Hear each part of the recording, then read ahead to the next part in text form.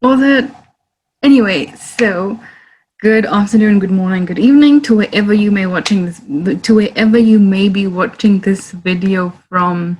Welcome back to the channel. Today's episode is. I can't put words to it. It's going to be amazing. You're going to be so informed and educated, and it's just going to be great. Today's guest speaker is Dr. Eli Rosen, who has a medical background and is a sex educator who works mostly in Gauteng.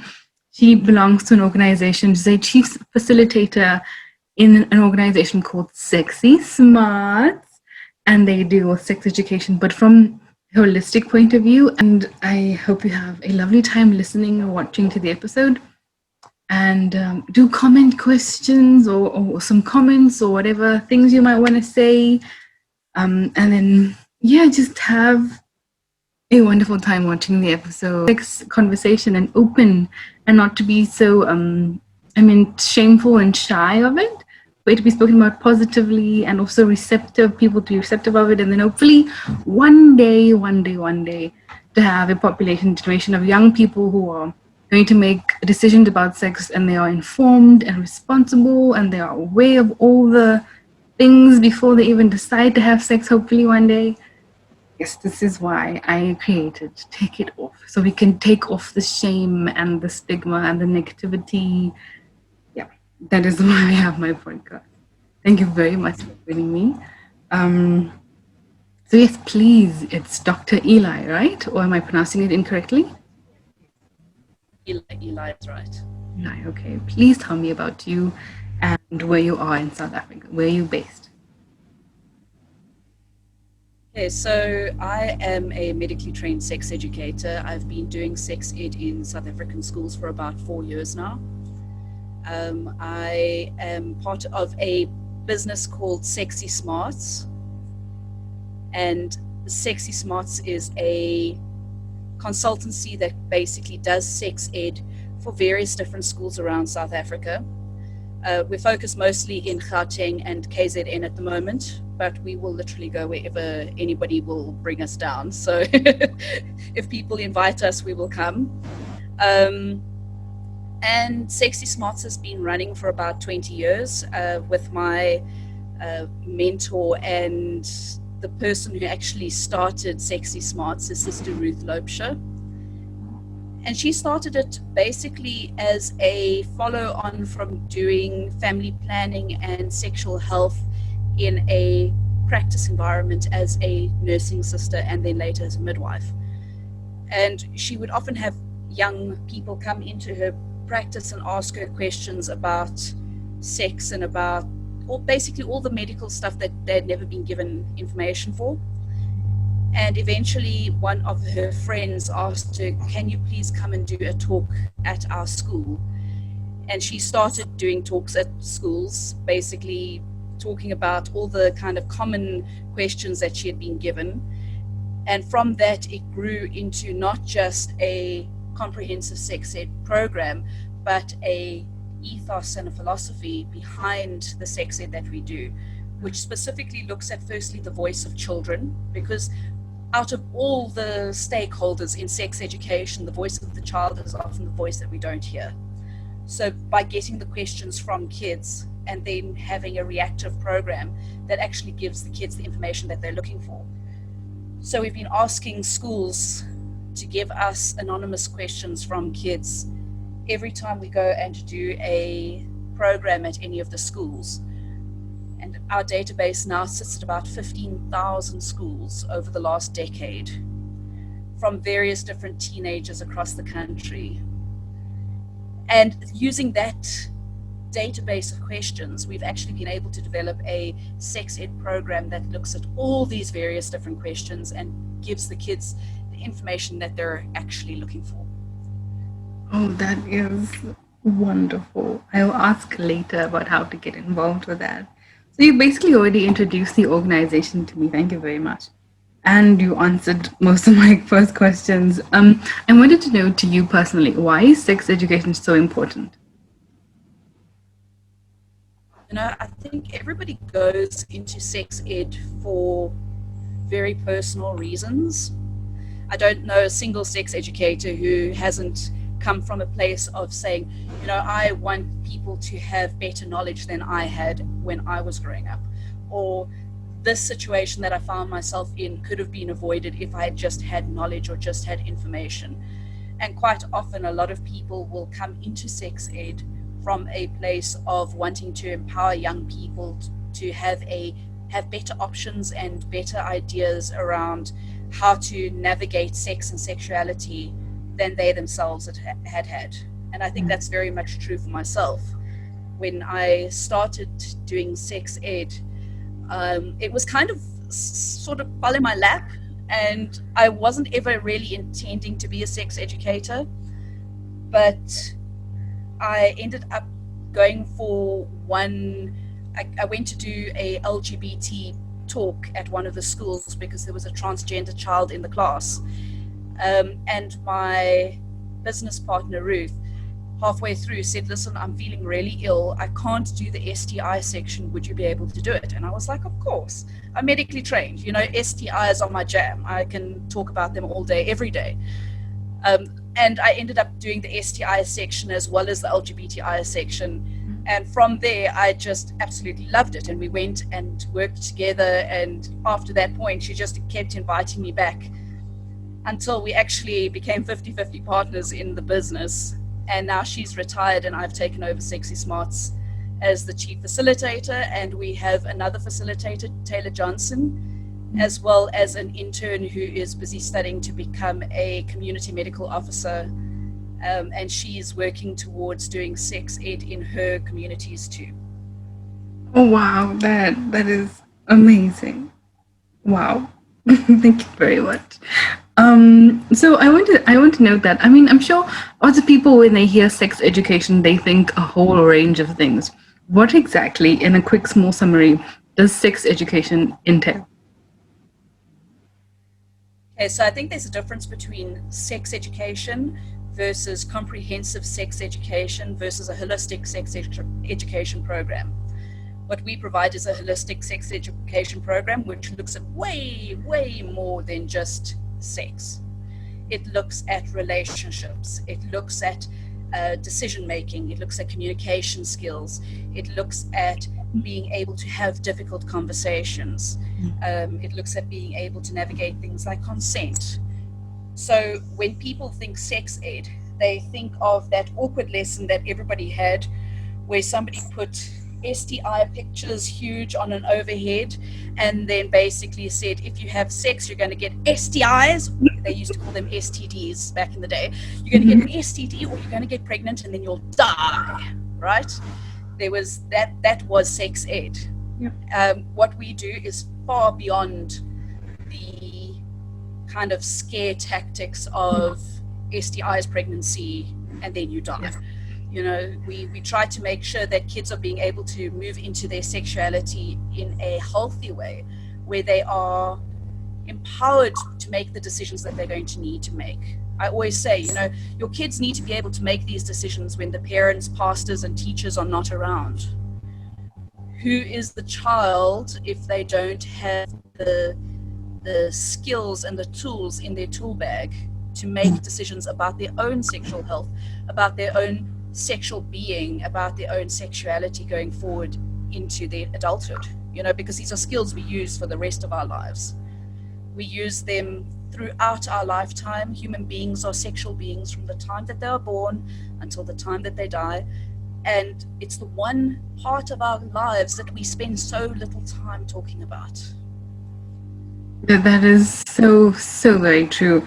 And I think that kind of ties in with my next question of this misconception people have of the earlier we have the sex talk or sex education, that younger people will start having sex. I don't think there's any truth to this, and I've obviously read a few things that say that it's nonsense, but can you tell me, why is it nonsense? Why do people think like that?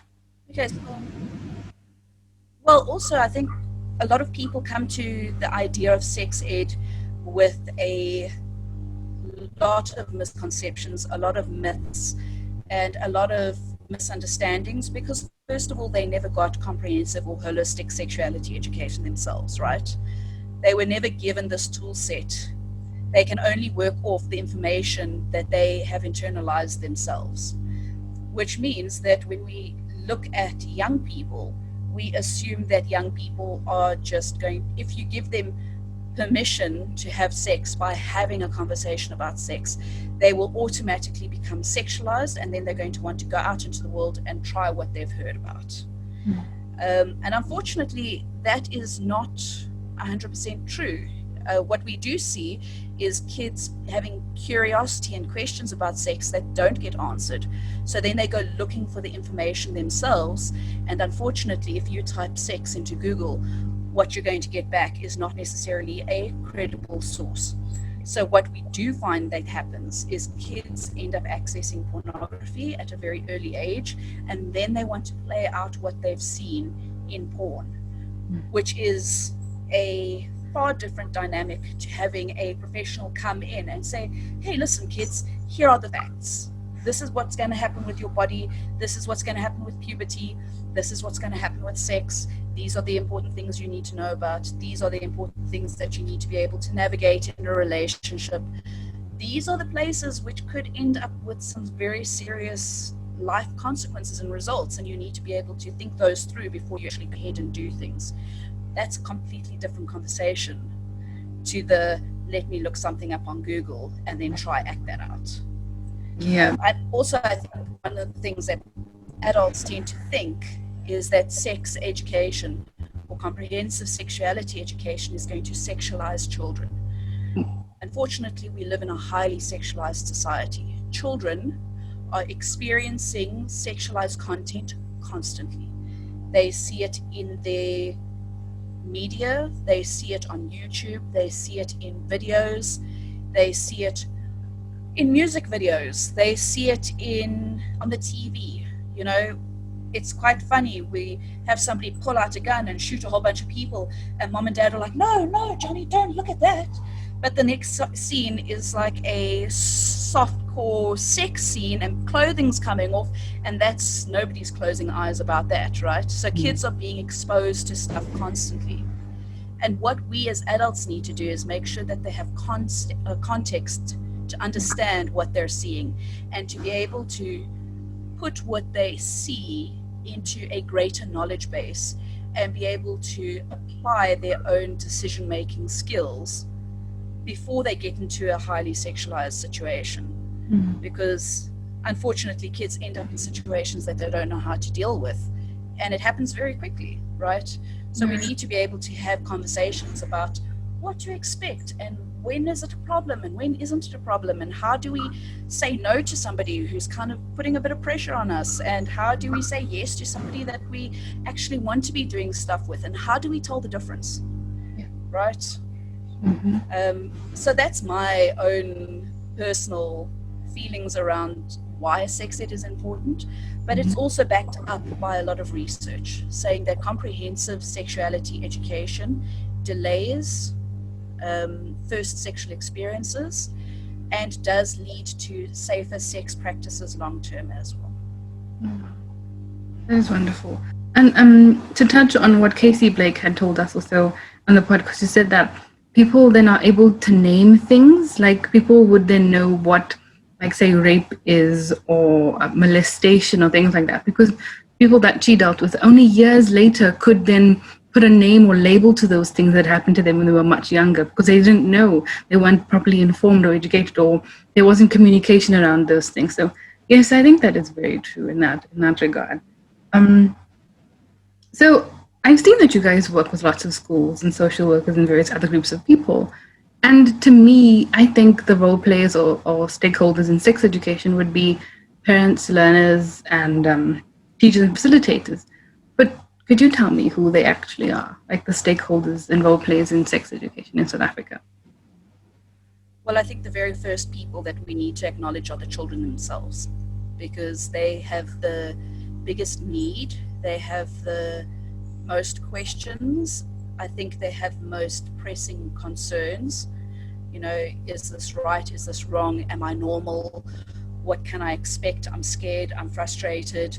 You know, they have all these competing messages about sex and sexuality, and they just want a little bit of clarity. quite often they just want somebody to say, listen, you can ask me anything. I've heard it all before. Nothing you say is going to shock me. I'm here to help you sort this out. And then after that is the parents. We want parents to be empowered to have conversations in their own homes too. Me as a facilitator, I can only come into a school and give the surface level of information.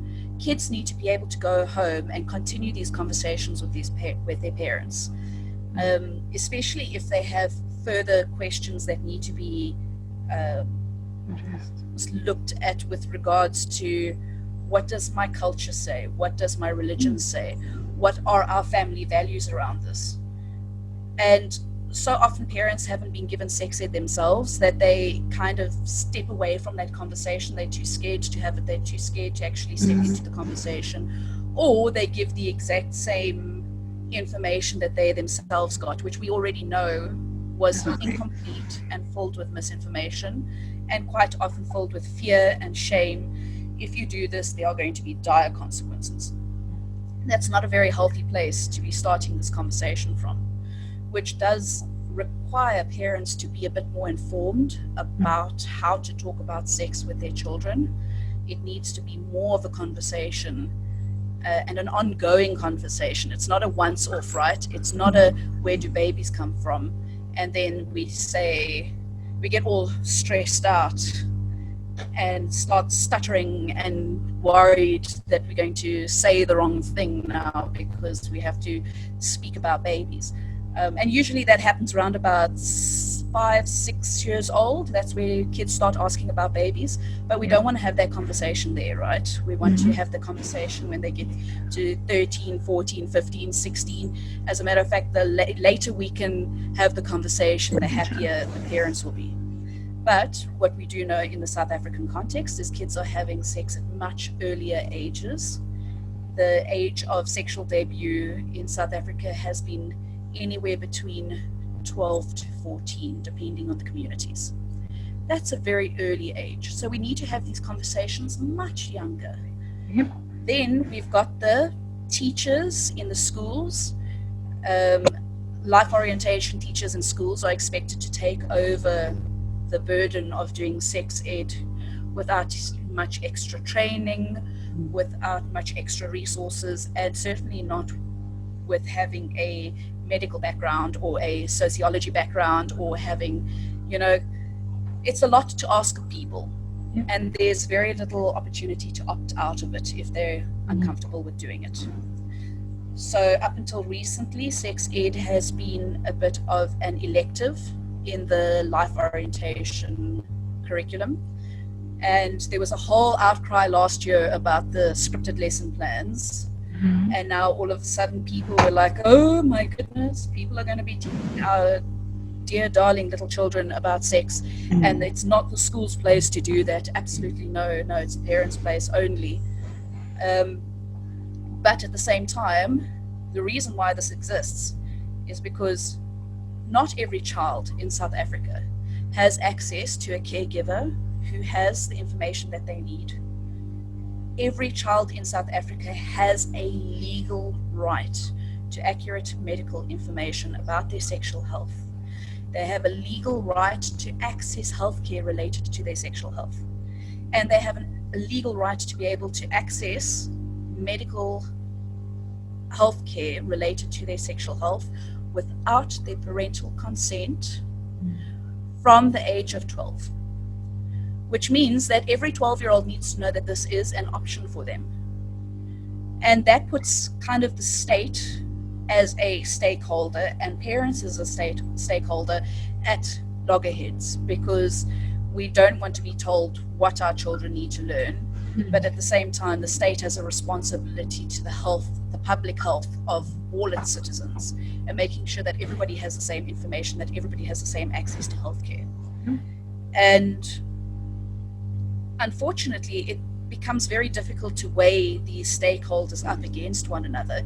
And while people are fighting about who has the right to speak about what to which children, we have children falling through the cracks We have children who are put into vulnerable situations. We have children who don't have the information that they need in order to protect themselves, in order to move into their own sexual health from a place of actual health, right?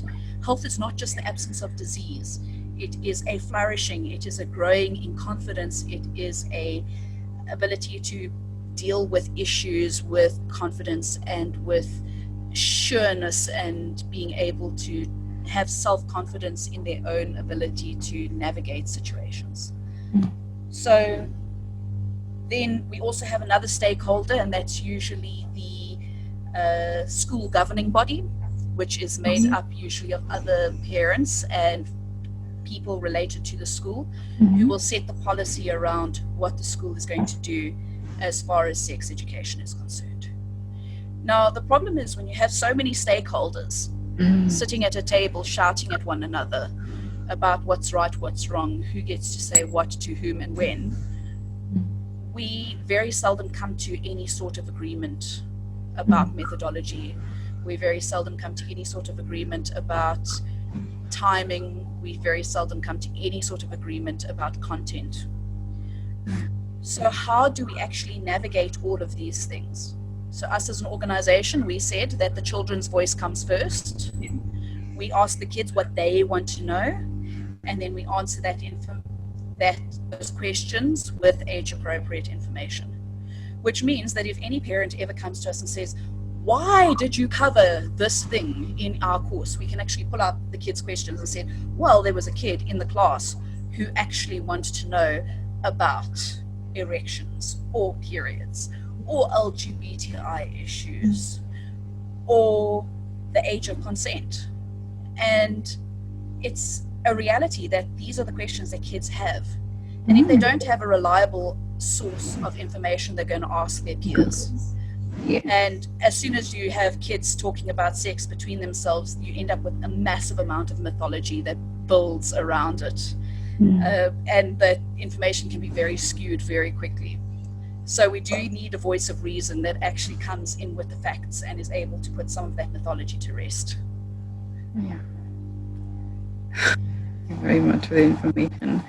Could you tell me, of these stakeholders, who was the hardest to get on board to achieve the goal of sex educating for all children? Like, I know that you said that the state also is on the bandwagon. Are parents the hardest to convince that this is what your child needs, even though you might not know it? I think it depends, right? Because the kids have the need, we have the information, but between us and the kids are various barriers. Sometimes it's teachers, sometimes it's governing bodies, sometimes it's parents. Parents will pull their kids out of our courses, out of our workshops, because they don't want their kids getting the information that we're presenting.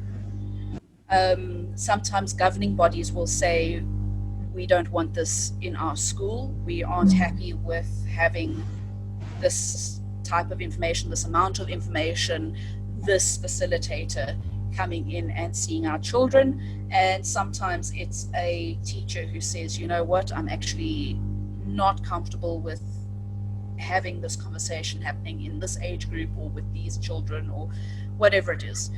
So I think it's very much individual as to who the hardest people are to convince. But at the end of the day, everybody wants the same thing. Everybody wants children to be happy and healthy. They want them to move into their adulthood free from any sort of outside influence that's going to cause them harm or sadness or pain or hurt. You know, we all want the best for children. And I think quite often, if we all had to sit down and have a conversation with one another and be able to say to one another, well, you know, what is it that you want? What is it that I want? We would probably find that we're actually wanting the exact same things for kids. But the disagreement comes around methodology and how to actually accomplish that. And then my thing is that regardless of personal feelings around it, we do have scientific method that we can follow, we do have a large research body about what effective sexuality education needs to contain and what it should look like and everything that should be covered in it as a comprehensive curriculum. So there is that information, it does already exist. Many people have worked to actually define what that looks like.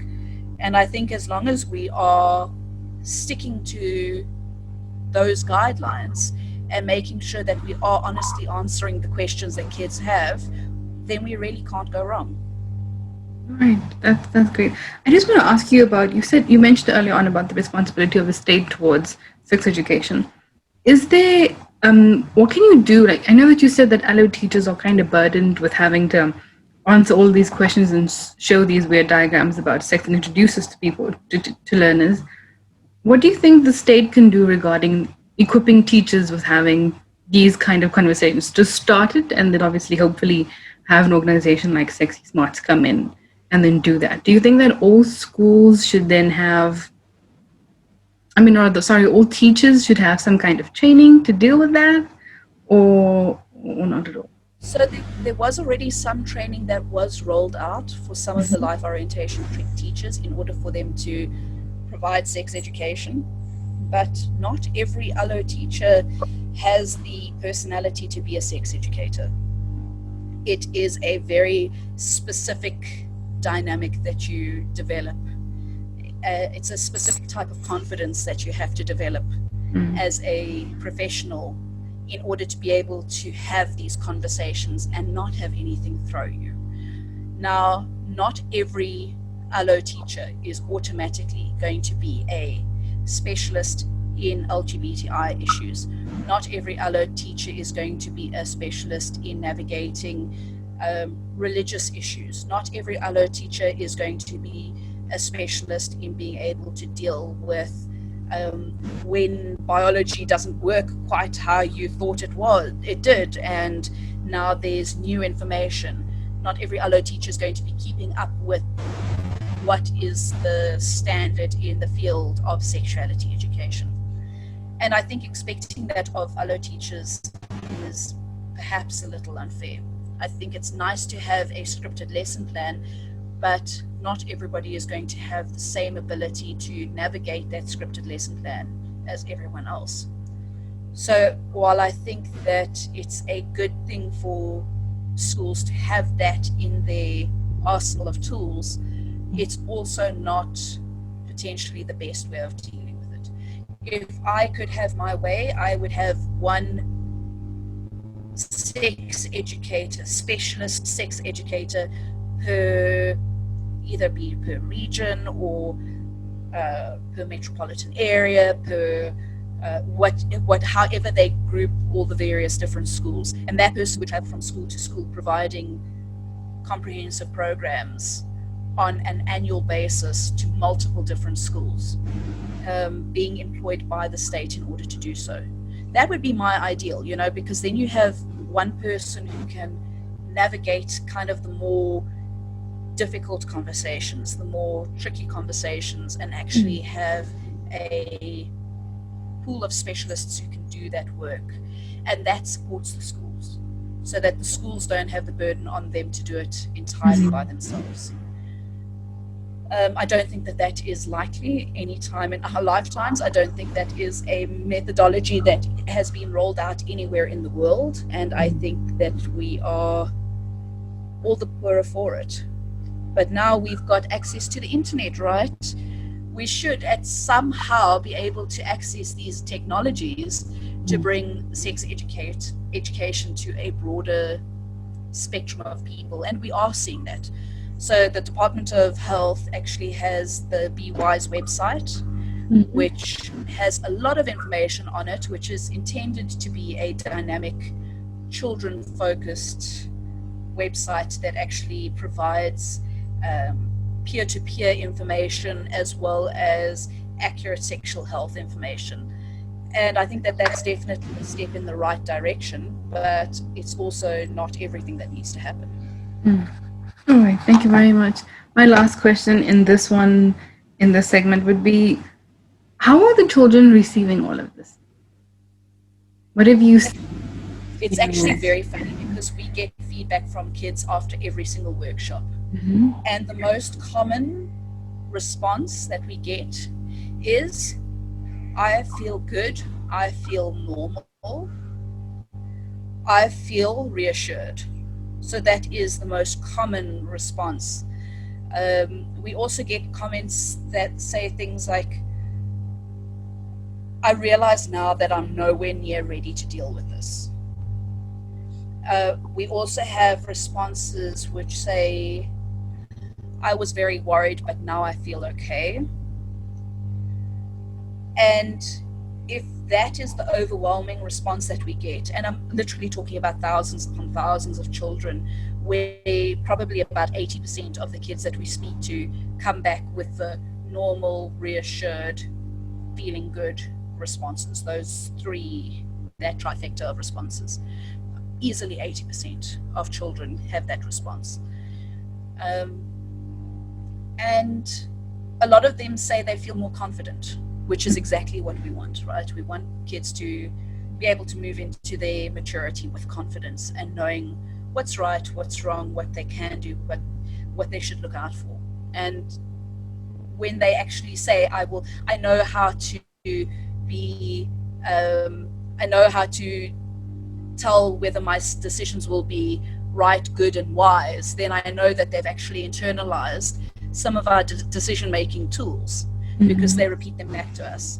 And they will say things like, I will be a lot more aware, which then also says that they've actually heard what we've said and they're going to actually implement some of what they're planning to do. And it's actually very interesting because as of probably a year before last, we've finally started seeing kids who came through our program in high school are now qualifying as teachers and asking us to come and speak to their learners at the schools that they're now working at as teachers themselves. So when you have somebody asking you to come back and do what you did for them, then you know that you're doing something right. Yeah. Oh, that is amazing. Oh my God, that is brilliant. That is absolutely great. And that was such a wonderful idea about the having one person maybe per school district to go and visit schools. I wish that maybe hopefully one day we'll have something like that. That's absolutely brilliant. I'd like to move on to the LGBTQ community.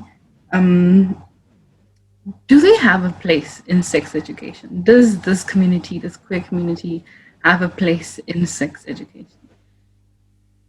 Well, the thing is, everybody has a place in sex education, right? Every single child needs sex education. Every single child needs information that is relevant to them. It doesn't help that we provide a blanket answer for absolutely everybody if it excludes anybody.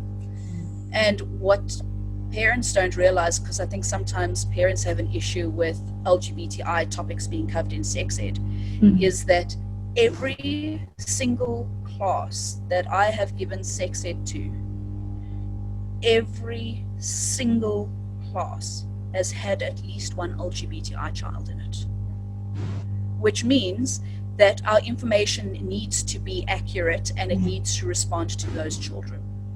It needs to be something that every single child can apply, because sexuality isn't just a straight thing and a gay thing. Everybody has a sexuality. Everybody is going to be dealing with issues around sexuality. Everybody needs to be able to navigate the same situations and the same complications and the same issues, but the language might change. And we need to be aware of that, and we need to be able to give that information over sensitively.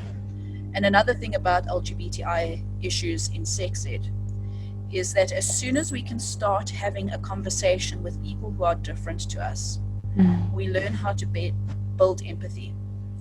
And as soon as we're able to build empathy, we are able to build a stronger, more resilient society. I think that's quite often where conversations fall short, is that it becomes us versus them, this group versus that group.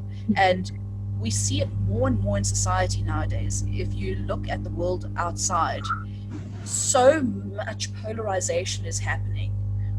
We are right, you are wrong. We are right, you are wrong. And we will never actually have a conversation or sit down together. And we become so convinced that our own point of view is the only point of view that we exclude other people. And that's a very difficult situation to be in, because when we end up so polarized and so anti any group of people, we end up harming society at large. We've seen it throughout history. And in South Africa, we see it in our recent history, right? Apartheid was only 25 years ago. It wasn't very long. We understand the long-term harm that excluding people can cause, which means that as a society, we should be even more willing and committed to finding middle ground and to finding empathy and finding ways to navigate existing in community with people who are different to us. I guess I want to put this in a question. I wanted to say that I saw that I think last week the USA celebrated or commemorated Transgender Remembrance Day, and I saw that someone commented saying the fact that they even have such a day is so deeply saddening, because the fact that people weren't accepted for firstly being human beings and then whatever they chose to be. And I guess that kind of goes with my question. Is sex education from the onset geared towards inclusivity for the LGBT community? Because obviously, like you said, there's one child in almost every class you've been in. Is there from the onset this inclusivity that covers? I mean, there isn't the in terms of the blanket information, there isn't just one answer to everything. Everybody's sexuality is individual. Do we then have this inclusivity across the board in terms of this your holistic sex education approach? Well, it should be. And that is the sad answer, is that it should be. And if I use the word should, it means that it isn't. Every single person comes to sex education with their own history, their own baggage around sex, their own misconceptions, their own ideas, their own biases. And it's very difficult to remove your own biases from the sex ed that you do. So if you have a facilitator who's very homophobic, who's doing sex ed, I guarantee you that it doesn't matter how inclusive the content is, they will never actually be able to do that content justice. So in the ideal world, sex ed should be for everybody. Is it currently for everybody? No, it isn't. It's something that we do need to work towards, and it's something that we do need to be aware of as anybody who's going into sex education. And just be aware that we will not always share every life experience with everybody that we come in contact with as a sex educator. And then as far as Trans Day of Remembrance, Transgender Day of Remembrance, 2020 has been the single worst year for the murder of transgender people worldwide. The murder rates for transgender people have been much higher than any other year. I think by August we had already exceeded the number of murders of transgender people than occurred in 2019, which, if people say, why does there need to be a trans awareness week and why does there need to be a transgender day of remembrance, it's because we are sitting in this very highly polarized society where violence towards people who are different from us is not just acceptable, but it's expected. And until we can change that dynamic, we are going to continue having issues with people fighting about religion, and people fighting about immigration, and people fighting about LGBTI rights, and people fighting about so many different issues. And these are all issues that are fundamental to sex ed. So how do we have a conversation about sexuality if we're not ready to have a conversation about racism and about LGBTI issues and about all these really, really hard topics, because they all come up, all of them. And then it's misogyny and gender-based violence and rape of babies, and it's all connected. It's all connected. So we have to have these conversations. Yeah. So I guess my next question is a comment and a question, and for some reason it's just so upsetting to me that we even have this. So the channel's been happening, say, from the 9th of August until now. We've been up, so 2 months, I guess, just over 2 months, and I've gotten a lot of questions from young people, adolescents, and obviously the queer community needs education too, and there are young people at home right now with family members or parents who are making comments. They aren't aware that their children are struggling with these things. I don't know why it makes me so emotional, because they deserve information, education, and support, especially in this trying time of struggle internally, because they don't know what they are they normal, all of these questions. How do we get to those parents, those family members who are saying these outrageous things towards people? I'm so sorry, but how do we reach those people who are so hardened towards people who are different? Because to me, it just hurts. Those people are human beings. Those are little children who don't deserve that, the comments they hear or what they see. How do we reach those people who are so difficult? What do we do? That's something I struggle with a lot myself. I wish there was an easy answer. I wish there was a quote out of the Bible that would melt a hardened heart. I wish there was a special magical phrase that I could utter that would open people's eyes. But unfortunately, quite often these really hardened, biased ideas around LGBTI issues come from a place of worldview. Now, worldview is very, very difficult to change, right? If we have a very strong attachment to an idea, no amount of evidence to the contrary is ever going to change that idea. Which means that the only way that we can start changing people's minds and their beliefs and their preconceived ideas is through having honest conversations, and by sharing stories, and by making the narrative around queerness and LGBTI youth more mainstream.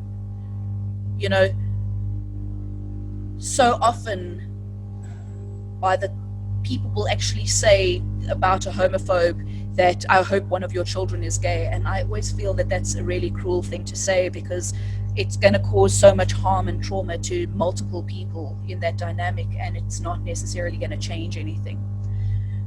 But what we are seeing is that the younger generations themselves are changing what is socially acceptable around queerness within their own communities, which means that we may not always get to change the minds of the older generations, but the tolerance and the understanding is slowly growing in the youth. These are the people who are going to be the next generation of society, right? And we can only try to build that empathy through having open discussions, by having institutes like the GSA, which is the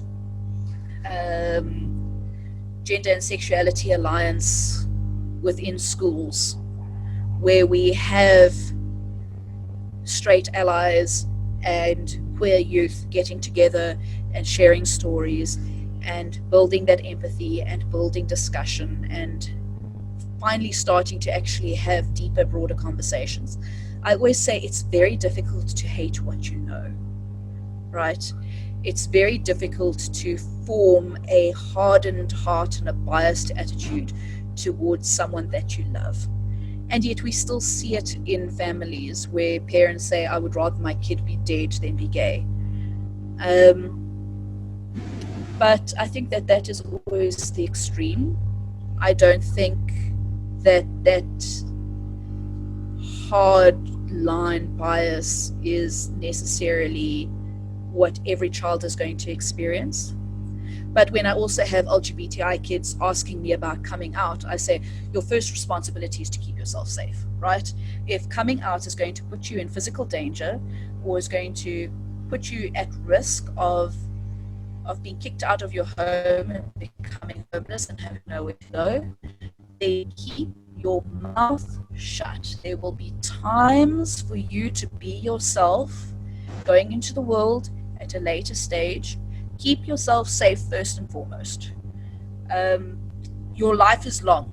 There will be much opportunity to explore exactly who you are at a point where you are able to do so safely without a threat of violence.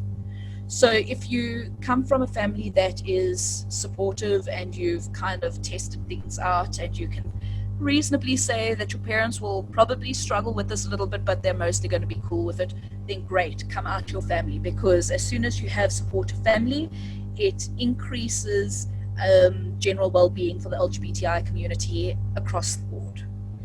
But if you have a parent who is making kind of regular homophobic comments and that you've not been able to actually get them to stop saying that by saying, you know, that it's 2020, you can't speak like that anymore, that's really insulting. And if that's not changing people's behaviors, then keep yourself safe first and foremost.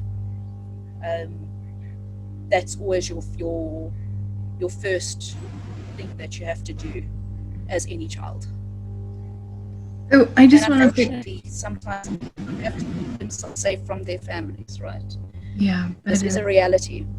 Not every family is automatically going to be the safe haven, and not every family is going to be the calm in the storm. yeah.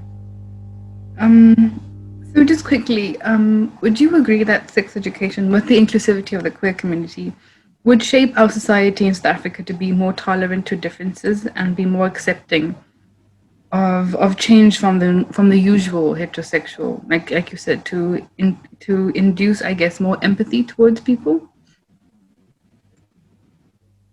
Well, I think one step further than that is as soon as we take a step back from the idea that some sex is more valid than other sex, and some relationships are more valid than other relationships, and some ways of being are better than other ways of being, we start to realize that sexual health looks different for every single person. It doesn't matter if they're straight, if they're queer, if they're somewhere on that rainbow-colored spectrum. Every person has the right to move into their sexual health in a positive way that is healthy for themselves, which means that a lot of the toxicity around compulsory heterosexuality and a lot of the toxicity around misogyny in relationships and gender-based violence and toxic masculinity, all of those things need to be addressed, because every child has the right to say yes to the things that they want to experience and say no to the things that they don't want to experience, and to have sexual pleasure in their lives going forward and have sexual health as a long-term goal. And the only way that we have sexual pleasure and sexual health and being able to move into our maturity with positivity and confidence is by breaking down all the issues that stand between us. You know how many adults go and get sex therapy because of dysfunctions that are caused by internalizing toxic messaging as a young person, by repeating toxic relationship behaviors that they themselves saw as they were growing up, by perpetuating really harmful ideas around sex and sexuality and what it means and what it doesn't mean. So I think that is, never mind just including LGBTI people to build empathy, I think it is something that we need to do in order to build a sexually healthy society. And South Africa is so sexually dysfunctional. If we want to build a sexually healthy society, we need to start having these conversations, and we need to stop shying away from the difficult conversations, because they need to be had, right? We need to change the way men and women interact with one another. We need to change the way that parents and children interact with one another. We need to bring everybody on board as a full, complete human being with human rights that should be upheld and respected, and have that be the norm, right? And that is what we call consent culture. And consent culture should be the norm, but it seems so utterly radical to even say that consent culture should be the norm. That in itself is an indictment on society. Thank you very much. So basically my last few questions are going to be about HIV. I wanted to ask, does sex education and HIV kind of go hand in hand together? Well, I think for a very long time, sex education was very much focused on preventing HIV in South Africa. There was a lot of international funding around HIV, and as a result, that ended up driving a lot of the focus of both education as well as public health interventions. And HIV is just one issue that needs to be considered and dealt with as society. But also we're getting to a point where children who were born with HIV are now becoming teenagers and becoming sexually active. Yep. What information are we giving teenagers now that stigmatizes people with HIV? What information are we giving teenagers that perpetuates harm against people living with HIV? And what information are we giving if the only thing that we're trying to do is teach children to prevent STIs without looking at any of the other issues around sexual health?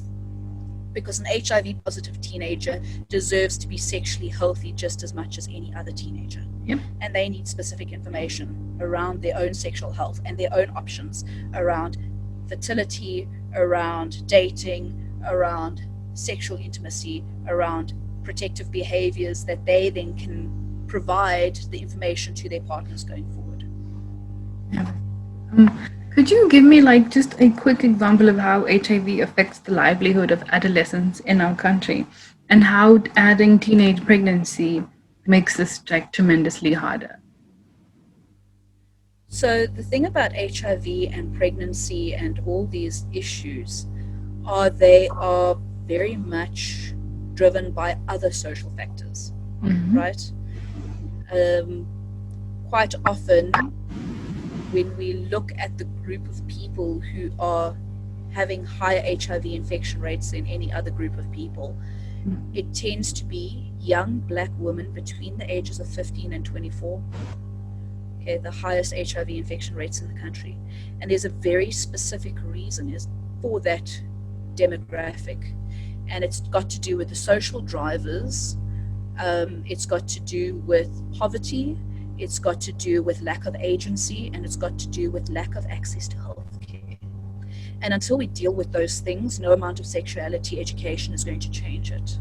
Until a 15-year-old learner can walk into a clinic and get herself onto a contraceptive option without being shamed and embarrassed because she's wearing her school uniform, without having to take time off school in order to be able to access that healthcare that she has a right to access, until kids are able to buy condoms without it being a terrifying thing, and actually confidently use them correctly, because the number one reason why condoms fail is user error.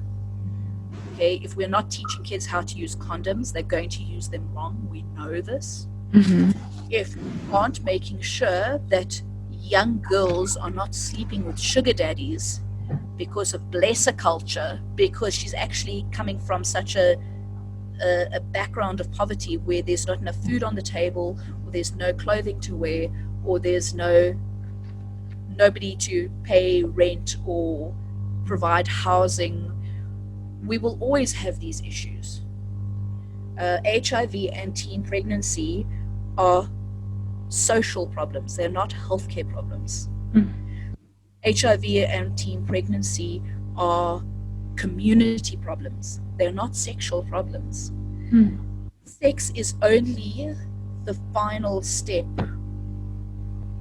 of a already dysfunctional environment that ends up causing issues around pregnancy and around HIV.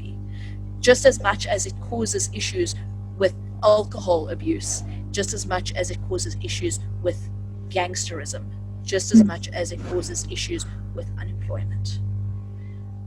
So how do we change all of these? Sex education is only one part of a far more broad-based approach that needs to be discussed, and in order to make sure that people are able to access the healthcare that they have a right to, that they have the information that they need, and that they are not forced into essentially sex work or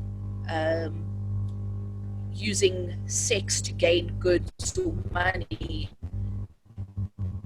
as it's called blesser culture. I mean, we've even got a colloquial term for this, right?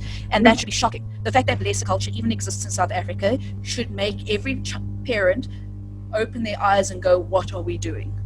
Why does it get a cute name? Right? Why do we call young boys Ben 10s? This should not be a thing. We should not be so readily able to use cute language to dismiss massive social issues.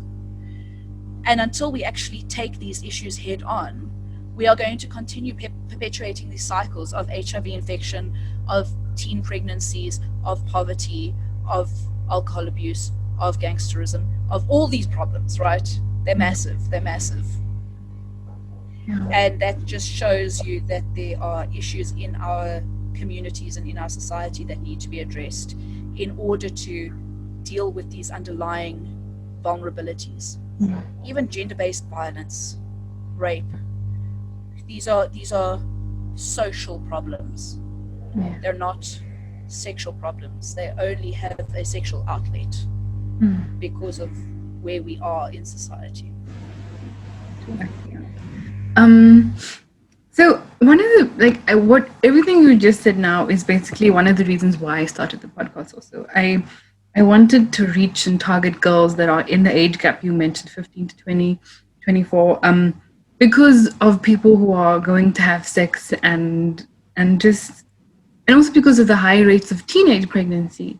I thought maybe if I could have some information out there and reach them somehow, that they would be more cognizant or just think a bit more of what they're going to do. But like you said, blesser culture, I mean, it's an actual thing in our country. So there's also another reason why people or teenage pregnancy is such a big thing in our country, so prevalent.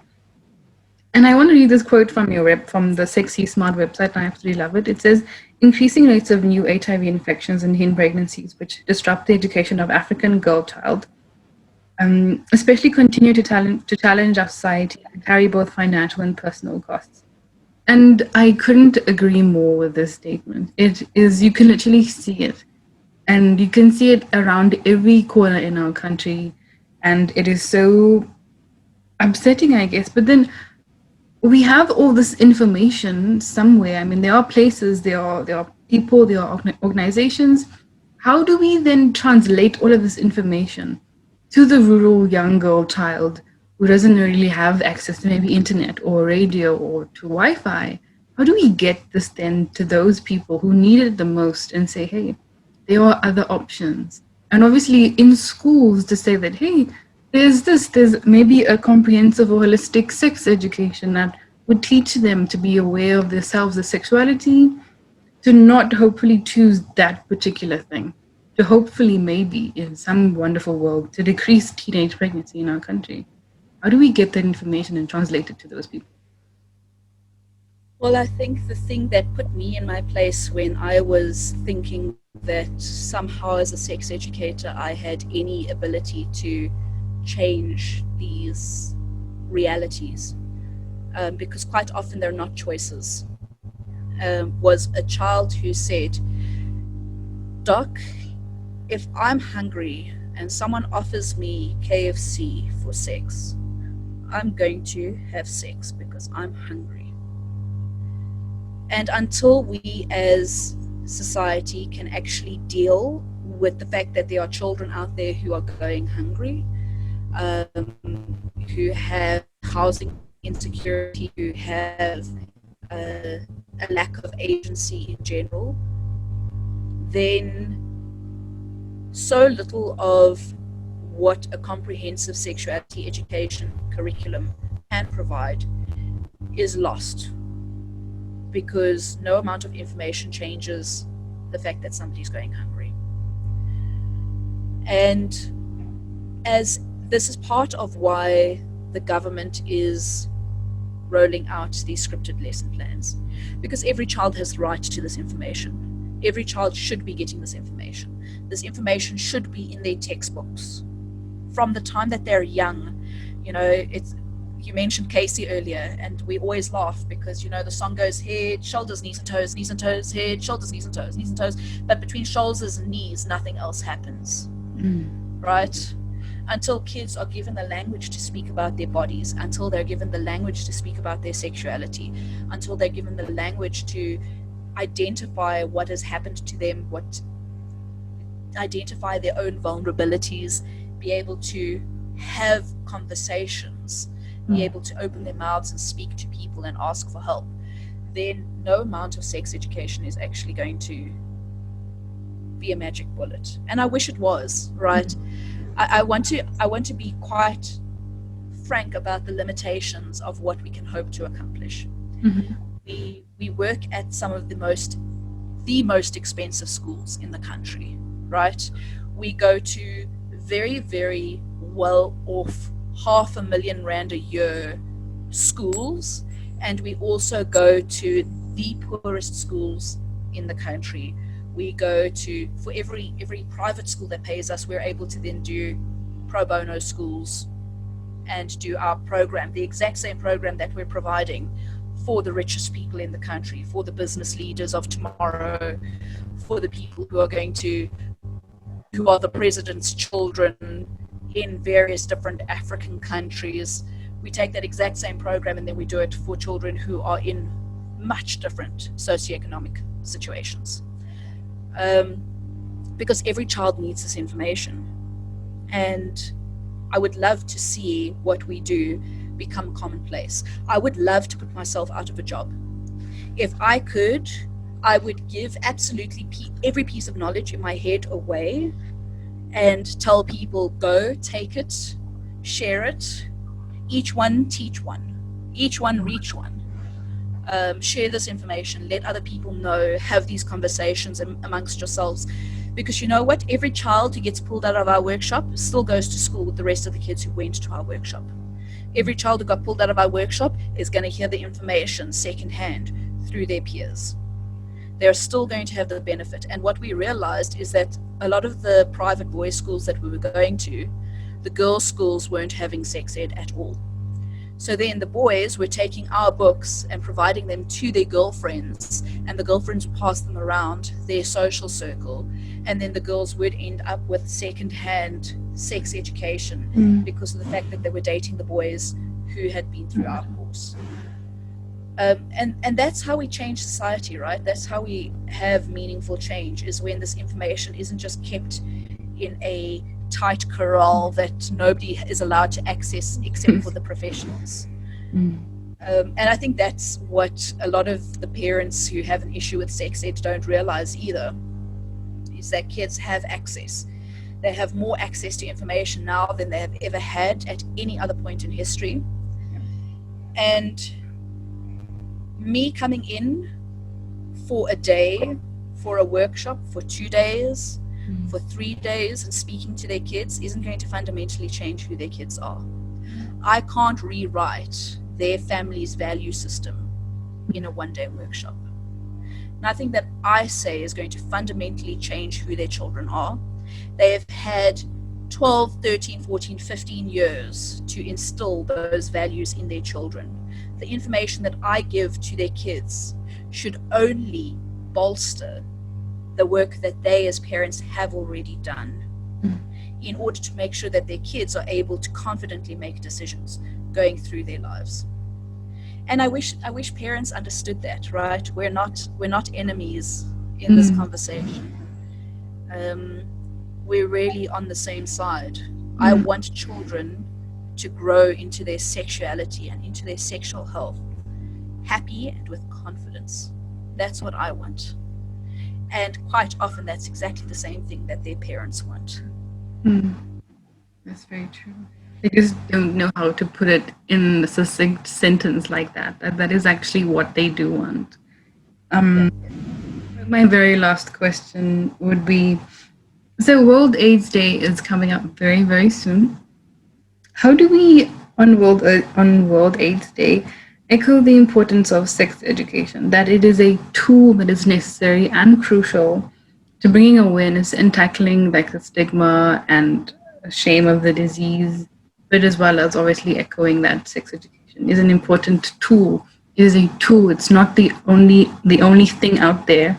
It is just a very necessary tool in all of this.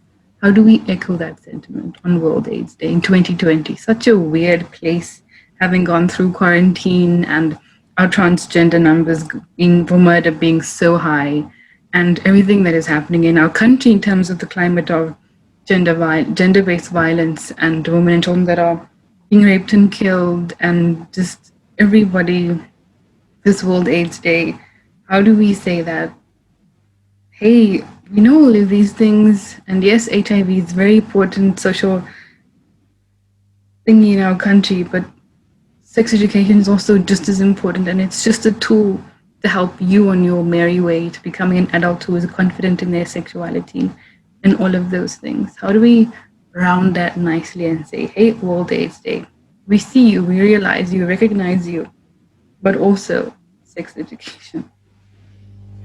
Well, that's it. One day we will have a World Sex Education Day, Sex Educators Day. Wouldn't that be lovely?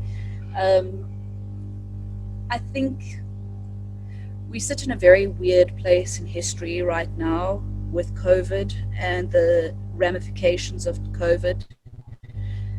South Africa was in a unique place where we already had a contact tracing and testing network already set up because of our fight against HIV over the many, many decades that we have been dealing with this. If you think about it, HIV only really became prevalent in the world eye in the 1980s. That's not far away, right? 40 years we've been dealing with this. And unfortunately, the results of COVID and lockdown and all the rest of it has put the fight against HIV in South Africa back by a number of years. The number of people who have been lost to follow up, who have discontinued care, who have not been going for their clinic visits because of fear of contracting COVID. It's huge. The number of people who are finding themselves locked down in potentially dangerous situations. You know, they talk about the two pandemics, the COVID and gender-based violence, which ran around the world holding hands. As a society, have to acknowledge that our ways of dealing with HIV that we've done up until this point, some of that has been lost, and there will be catch up that's going to have to happen over the next few years in trying to make headway that was lost. And that's a sad thing. So talking about stigma and talking about issues around stigma is so weird, because we've seen the same thing play out with COVID, right? People who are too embarrassed or too ashamed to say, hey, I contracted COVID, even though that we know it's this highly virulent disease that people catch so quickly and so easily. And yet people are terrified to even mention the fact that they've had COVID. And we see that again with HIV, we see that with the stigma around HIV, and we live in a place in history now where the effective management of HIV means that it is actually less difficult to manage than diabetes. It is easier to treat somebody who has HIV than it is to treat many other chronic illnesses. Nowadays, a person has access to antiretroviral treatment that if they take their antiretrovirals as they're supposed to, they can drop their viral load to 0. And when it is undetectable, it means it is untransmittable. It means that a person who has an undetectable viral load will not pass HIV on to their sexual partner. We're able to have serodiscordant couples. This is where one person is HIV positive and the other person is HIV negative, and they can have a long and healthy relationship and sex life. We have HIV positive people who are able to conceive children without passing HIV on to either their partner or their child. This is where we are in history, right? We are at the best place we have ever been with regards to HIV. So yes, I think we should acknowledge our gains. There's just been research that's been done about injectable PrEP. I don't know if you know what PrEP is.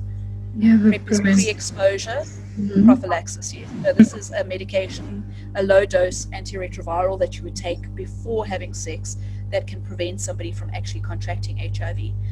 And they've just done some studies on a injectable PrEP that is more effective than the oral pills.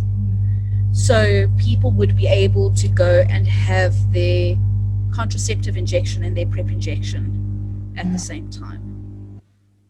And that is a reality for us, right? As soon it will be as easy to prevent HIV as it is to prevent a pregnancy. And hopefully that becomes better known, so that people who are living with HIV, people who are dating people with HIV, people who are in community with people with HIV are able to understand that the fear and the stigma around HIV as a disease, the disease that people are scared of, doesn't exist anymore, right? This fear that we had of HIV being this death sentence no longer exists in the same way in 2020. And that's something to be celebrated, right? I wish if we spoke to any sexually active adult and asked them, would you date somebody who is HIV positive? That the automatic answer would not be no. Because it doesn't need to be. So yes, I think on one hand we celebrate, and on the other hand we mourn, and we sit in this dichotomy of having the good and the bad in a very strange year. And perhaps 2020 has given us time to reflect and do a bit of soul searching and thinking about the things that are most important to us, and give us a little bit more of an idea of where we want to be as human beings in the context of the world. Because I'm quite sure that most of us would give our left arm for a hug right now, wouldn't we? Never mind having sex with an HIV positive person. Does that not change our perspective a little about what human contact means? And why should we expect people with HIV to forego human contact and sexual pleasure and relationships and joy? It's time that we change the way that we speak about HIV, instead of speaking to teens about just preventing HIV. I think every teen has had so much information about HIV before they've even come into my class that by the time I speak to them, there is an opportunity to have a much more nuanced conversation. Oh, that is so true. We do have a reason to celebrate. Thank you very much, Dr. Eli. I cannot thank you enough. This was a brilliant session. I can't wait for the rest of South Africa and the world to see it. The information was wow. Oh, I do want to ask, how, I mean, I don't know, I would love to get involved somehow with Sexy Smarts.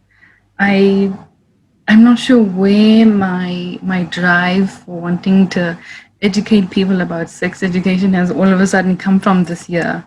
I want to do something. I mean, I know I'm doing podcast stuff, but is there something on the ground I can somehow do one day? I'm not sure. I would love to do something, to get into contact, to help, to do something. Is there anything I could do to do that? Well, I think I'm going to answer that in two different ways. First of all, if people want to become sex educators and want to work in schools, there are a couple of ways that they can go about doing that. The most common way that people go into sexual health is either from a medical background, or from a public health background, or from a counseling and psychology background, or a social work background. So kind of we all hold hands, right? We're all trying to get to the same place by using our different skill sets to actually influence society through doing sex education in various forms. But at the same time, there is a desperate need for passionate people to use the skills that they have at their disposal to start changing things. So you say you come from a legal background, correct? Which means that, do you know how much lobbying there needs to be done in South Africa around access to healthcare, around access to reproductive healthcare, around challenging unfair laws or unfair behaviors in clinics and by service providers, and it's a constant thing, right? Schools need to be lobbied. People need to speak to governing bodies and say, this is something that has to happen and these are the reasons why. We need passionate people to speak to as many other people as possible. So for you, I would definitely say that your passion is obvious, right? Use the skills at your disposal to start fighting for the things that you believe in the areas that you're already working in. I came from a medical background. I wasn't happy in private practice. I didn't enjoy doing the work that I was doing. And I actually quit my job to start lecturing as a freelance lecturer. And within 6 months, I had fallen into sex education, and I don't think I'll ever look back, right? So when the calling comes, you find a way to answer, and you will get involved in the work that needs to be done. If you're looking at having a more active hands-on role in sex education, I would definitely say look at the organizations in your communities that are doing sex ed. Find the communities, the community outreach that's already happening. Speak to the organizations. There's various different organizations across the country, organizations like FAMSA being one of them, who are already doing sex ed. Find out how you can volunteer and get trained up and work with the people already doing work in your communities, right? Everybody needs extra hands. And the more you get involved, the more you're going to see exactly where your place is. I always laugh here in Gauteng. We have this really dynamic group of people all working in sex education from completely different backgrounds. So we've got Casey, who does the parents. She speaks to parents about how to talk to your kids about sex. Then we've got Avery, who does a lot of the counseling for people who have issues around sex. And then we have an entire sexual health clinic, and they deal with everything from LGBTI people to people who are struggling with orgasms and not having orgasms because of the contraceptive pill. And we literally have each little group of people who each do their own work. Then we've got Delene, who does healthcare worker training, and she specifically focuses on sensitizing healthcare workers. And all of us have our little spot, right? And then we've got Nikki, and Nikki does teacher training, and she works with other teachers to actually get them up to speed on how to properly do sex education. So there are people working in every single sphere of this complex puzzle, trying to find the way to add their little piece into a really big, complicated situation. So find your piece, find your thing that you can contribute, find your special spark that is needed in South Africa, and light it, fight for it, and do it. I will. Thank you very much.